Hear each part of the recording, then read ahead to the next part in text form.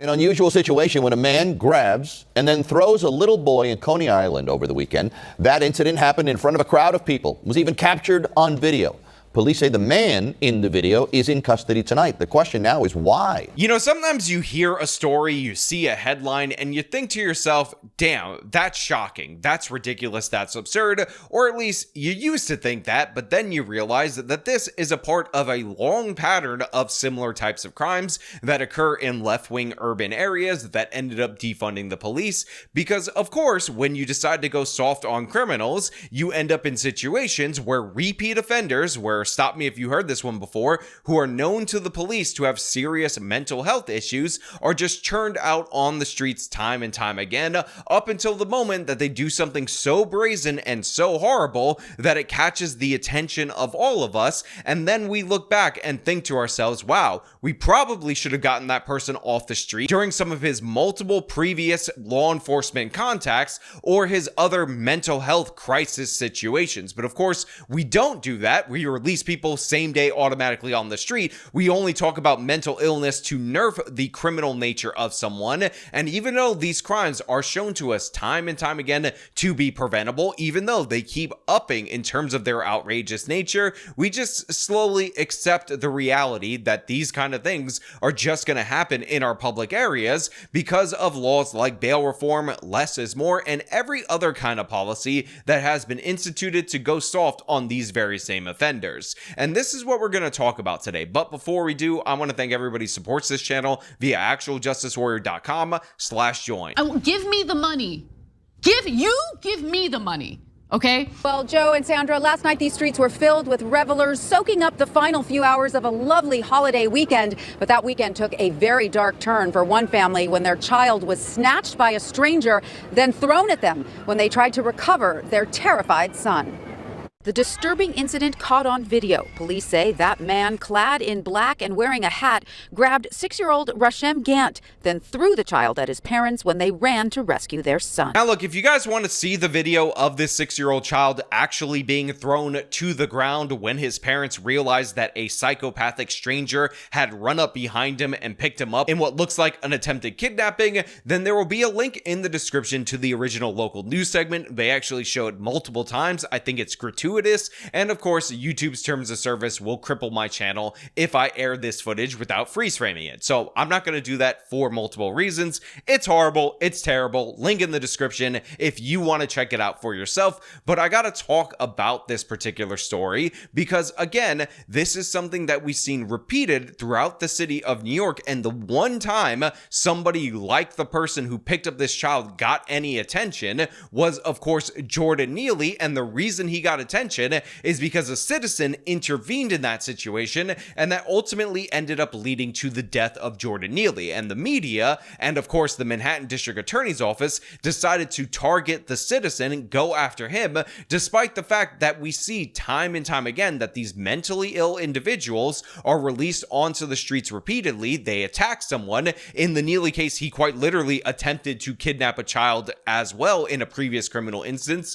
And then when all of a sudden they die or they seriously injure or kill someone, that's when we pay attention, that's when we look at it, and that's the thing that I am most sick of. It's the sign of a sick society that the only time the system decided to target somebody in relation to a mentally ill person who has been released time and time again and proven to be violent time and time again was when somebody actually stepped up and stopped that person. But that's where we're at in the city of New York, and now these parents, by the way, mother and father, are absolutely outraged on the system. And by the way, I am outraged with them, and I also commend them for chasing this guy down after he threw their son to the ground after attempting to kidnap him. It happened just before 10 p.m. at the corner of Stillwell and Surf Avenues as the Gant family was wrapping up a day of fun on the boardwalk. So one of the reasons why you knew right off the jump that this was an instance of somebody who is definitely a repeat offender, somebody who definitely had mental issues, is the fact that this occurred on a populated Coney Island area street at 10 p.m. when there was a bunch of people around,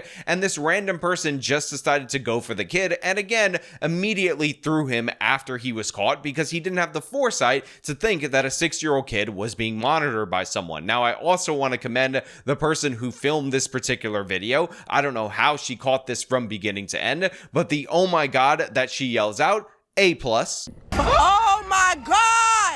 And again, I want to highlight that this is something that should be completely abnormal. This is something that should be completely weird and alien. But the fact is, New York City, time and time again, does not hold homeless people accountable. They do not actually punish them. They don't give them consequences. They don't hold mentally ill people accountable. So again, we are just waiting for these moments to pop up over and over and over again, and this is a perfect distillation of the inevitable crisis that these people actually face. Now, there is some hope that there will be some consequences for this particular perpetrator, because this happened in Brooklyn, not in the borough of Manhattan, so likely we will see, because this DA is not as bad as the district attorney Alvin Bragg is in Manhattan, some kind of consequences for this particular behavior, but I wouldn't hold my breath, because I'm sure the New York State bail reform system has probably already let this person out, or maybe they're going to send him to one of those treatment facilities like Jordan Neely was sent to, where they don't even lock the door and it's incredibly easy for these dangerous individuals to escape. When I turned around, I saw him scoop my son up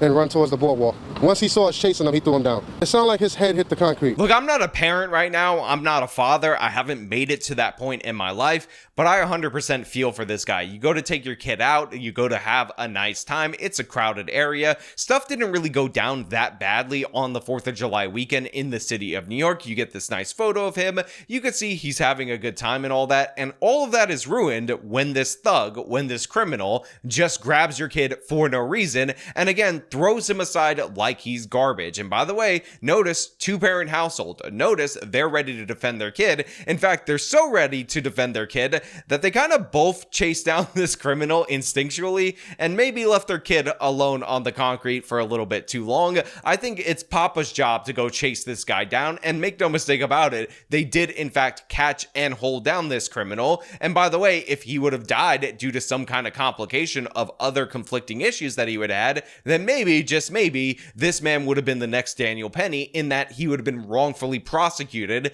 despite the fact that this guy showed himself to be a danger to everyone by targeting the most vulnerable person in and around this area. Gant says he and his wife chased the man and pinned him down for about 4 minutes until police arrived. This was somebody who actually ran to attempted to kidnap my son and then assaulted him. The streets were full of witnesses to the terrible event. Again, do you guys see the Daniel Penny parallels right here? Now, obviously, this person didn't end up dying, but the fact is, had that happened, all of a sudden, maybe you would have had some activists for the unhoused and the mentally ill, all the people who set up the policies to release this criminal, violent, mentally ill person onto the streets time and time again, end up coming after him because how dare you, not being a cop, restrain them. I mean, the guy was no threat to anyone. He just picked up a child and threw him down, but he threw him down. He wasn't holding the kid anymore, so you should just mind your business and stop snitching. Now, of course, I'm making fun of the left-wing progressives that have this take about criminals, that have this perspective about the mentally ill, but in reality, we should all be shocked that our system,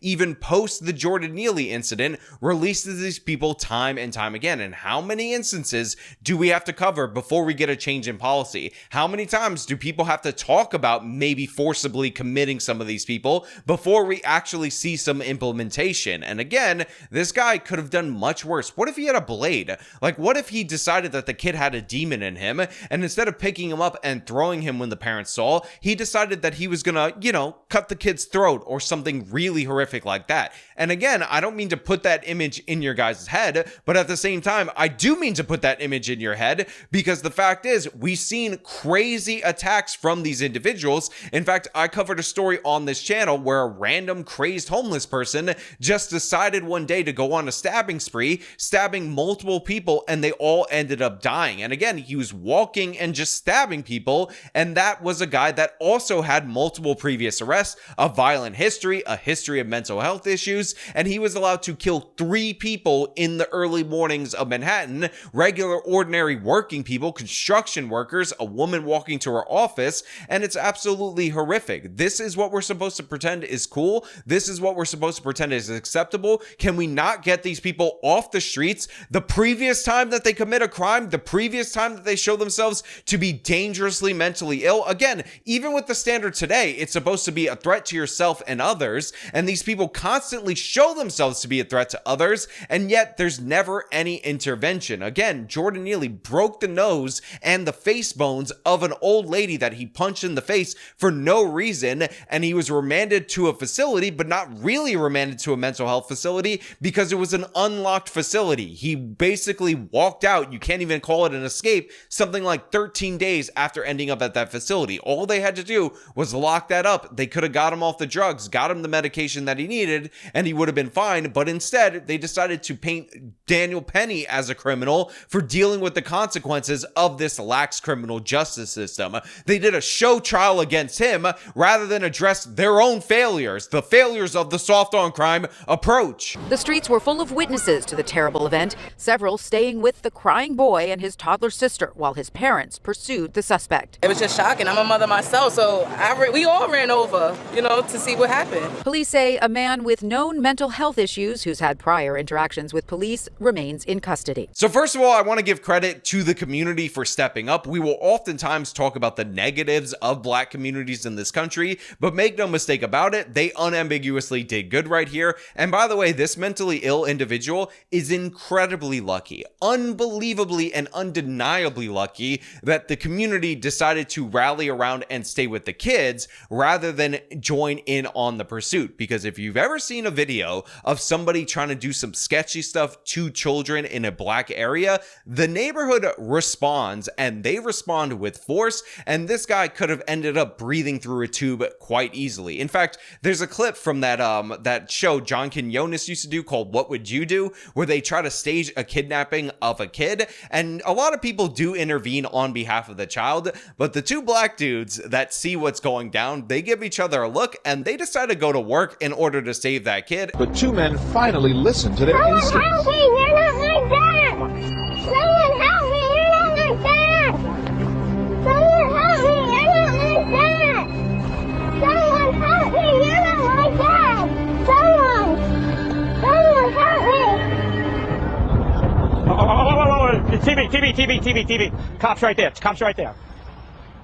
Good job. She was saying, stop, someone help me, she's not my dad, he's not my dad, and I was like, first I thought she was being a little disobedient, but then you weren't saying nothing, so I was like, we gotta stop this guy. You could hear the fear in that What Would You Do actor's voice when these guys are chasing him down. He's like, TV, please don't hurt me. And this is something that unambiguously is a positive attribute of black culture, because you kidnap a kid in front of a bunch of young black dudes, they're going to go into defense mode and hunt you down. And by the way, every single group of men should defend children in that way. So, well, yeah, while I do love the fact that the community ended up taking care of the kids while the parents chased this guy down and held him and he is in police custody, what I don't love is the system that constantly caters to the criminal and shafts the law-abiding and shafts the people who do the right thing time and time again. And the example in this case is this mother and father that just wanted to protect their kids. But of course, I want to know what you guys think about this down in the comments below. If you like this video, show them by leaving a like, subscribe for more content, follow me on my social media, support me via the support links in the description of this video.